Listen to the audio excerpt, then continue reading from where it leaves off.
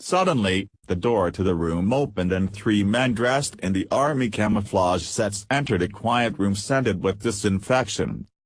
Steve, as soon as he saw them, froze, paled and put on a serious facial expression. Black-haired, along with the blonde soldier, approached his bed with white linen, one on each side. The third brown-haired guy stood just outside the door and held the handle to keep any uninvited guest away. "Hi, Eric," the black-haired guy greeted the pilot. "Hi, guys," Steve welcomed him amicably, but it was quite obvious that he had some concerns about his health and safety. The blonde guy picked up the television remote control from the small lockable table. "How are you?" he asked. He studied it for a moment and then turned on the screen with one button, where an action movie appeared and amplified the volume a bit. Steve got a little nervous about that. "I am fine." The black-haired soldier laughed. "What are you doing here?" Steve tried to tear the remote control out of the blonde soldier's palm. He, however, reacted with a quick movement on his side and increased the volume on the television. "He is fine," he winked at the others and they grinned slightly. "We came to chat," the blonde guy replied. What about? The blonde soldier in a camo t-shirt bared his teeth angrily. "About our last mission, or don't you remember that? Did you get a big blow in your fucking head?" Steve scratched his hair, which itched in proportion to his sweating. "I remember," he said slowly. At that short moment, the black-haired soldier had enough of playing. He reached out and hit the pilot with a fist in his face. "Where is it, huh?" he growled.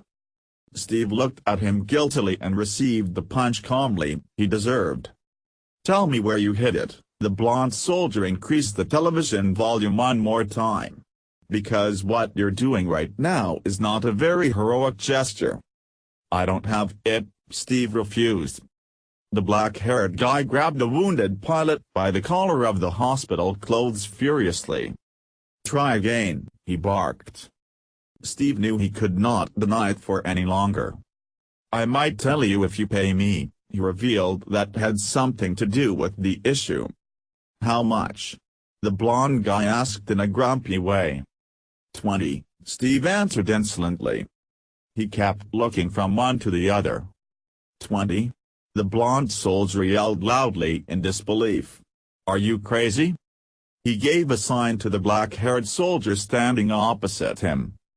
"Eric wants 20, the pissed black-haired guy got pretty serious. "So he gets 20, I guess." In doing so, he took a clean pillow from the left side bed prepared for another patient. "Give it to me in cash," Steve insisted on his demand. "As soon as I get out of the hospital, I'll give it back, all right?" The blonde guy winked. "Okay, deal." He sounded happy about it, whatever it was. It seemed that the men had just closed an imaginary deal between each other. At that crucial point, the blonde soldier threw himself unexpectedly at Steve and pushed him with all his weight onto the bed. Meanwhile, the black-haired soldier punched the pilot several times in the face. He then put the pillow on his face and pressed it firmly against the bed, along with the significant help of the blonde guy on the other side. Steve tried to defend himself, but was very weak from the operation and had one arm and one leg in plaster. Yet he was kicking and making muffled sounds. Nonetheless, the exciting story on TV was louder. In addition, Steve could not breathe through the pillow. It was clear to him that he was fighting for life. Steve actively defied, and the whole situation was reminiscent of a Hollywood movie action scene.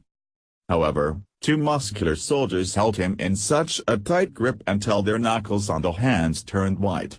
They had to make a lot of energy before Steve ran out of much-needed oxygen. The wounded pilot wobbled for a moment but weakened quickly, and the forces left him at the same speed as oxygen in his lungs. Soon after, he stopped moving. Steve's motionless dead body remained on the bed, his eyes wide, as the two men finished the work of destruction. The black-haired guy put the pillow back on its original place, rolled the heavy body to the side and covered Steve with the blanket so he looked like sleeping. The blonde soldier decreased the volume at the television on the wall and placed their remote control near Steve's relaxed palm with loose fingers. All three burly men looked at each other and then quickly escaped the hospital room without further delay.